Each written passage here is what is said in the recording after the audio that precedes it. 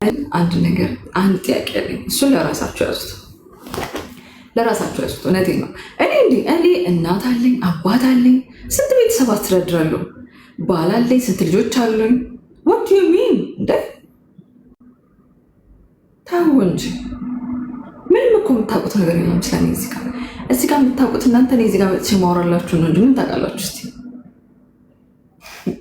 እና ምላችሁ ፈልጌ ነው ጋይስ፣ ከአምና ከካቻምና ደግሞ ዘንድሮ ለውጥ መኖር አለበት።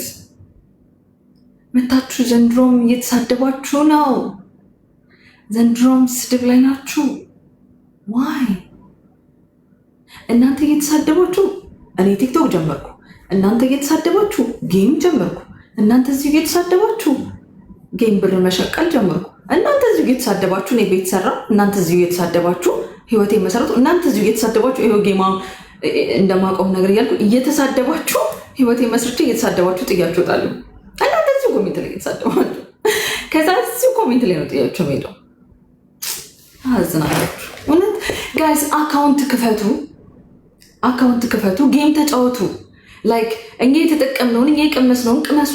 በመሳደብ ጊዜያችሁን አታጥፉ። ሞኝ አትሁኑ፣ ጅል አትሁኑ።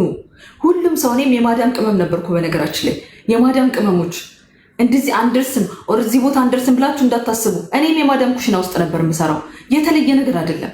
የማዳም ቅመም ሆናችሁ ራሱ ማለት ነው ጋይስ ትልቅ ደረጃ መድረስ ትችላላችሁ። እንደውም ትልቅ ፖቴንሻል ያለው እናንተ ጋር ነው። እግዚአብሔርን ትልቅ አቅም ያለው እናንተ ጋር። እኛ ብዙ ፈተና፣ ብዙ የሰው ቤትን ንትርክ፣ የምትናን የማዳምን ግልምጫ፣ የማዳምን ትዕዛዝ፣ ስንት ነገር ችለን የመጣን እኮ ነው። እግዚአብሔር አካውንታችሁን አሳድጉ። እኔ ለእናንተ በሳምንት አንዴ የሆነ ጌም ነገር ልጀምርላችሁ እንደዚህ የገስት ጌም ነገር እንደዚህ ወይ ገስት ጌም ነገር ላጫውታችሁ እንዴ የሆነ በቃ በተራ እያስገቡ የሆነ በቃ ተጠቀሙ፣ ጌም ተጫወቱ። ምንድነው ስድብ በስድብ ጊዜያችሁን ጨርሳችሁ። እኛ ሁላም ሸቅላለች እኮ እዚህ ላይ አሁን እናንተ የምታዳምቁላት ሁሉም እኮ ሸቅሏል እኮ ጋይስ። እናንተ ብቻ ያጨብጭባችሁ ቀራችሁ። እኔ ከየት ነው የወጣሁት? ከማዳም ቅመም። ትናንት ማዳም ኩሽና ውስጥ ነበርኩ፣ ግን ዛሬ እዚህ ነኝ። አለቀ። ነገ ደግሞ ህይወቴን ከዚህም የበለጠ እግዚአብሔር እንዲያሻሽልልኝ ነው የምጸልየው። ለውጡ፣ ራሳችሁን ቀይሩ፣ አካውንታችሁን አሳድጉ። በራሳችሁ ላይቭ እየገባችሁ ተጫወቱ፣ እግዚአብሔርን ተጫወቱ፣ ስሩ። ከማንም የበለጠ ውበት አላችሁ። ከማንም የበለጠ ጽድት ያላችሁ ናችሁ። ፏ ብላችሁ እንዲልችና እግዚአብሔርን ለምን የሰው ላይቭ በስድብ ታደምቃላችሁ? ይሄ ላይቭ እኮ ሲዘጋ እኮ የተሳደባችሁትን ስድብ ማንም አያየው። ለእኔ አሁን ብላችሁ ሄዳችሁ ሌላ ቤት ስትሳደቡልኝ ምን ጥቅም ጋይስ? ምን ጥቅም? ጥቅማችሁን አካውንታችሁን አሳድጋችሁ ጥቅማችሁን አታሳድዱ። እግዚአብሔር አሰሩ።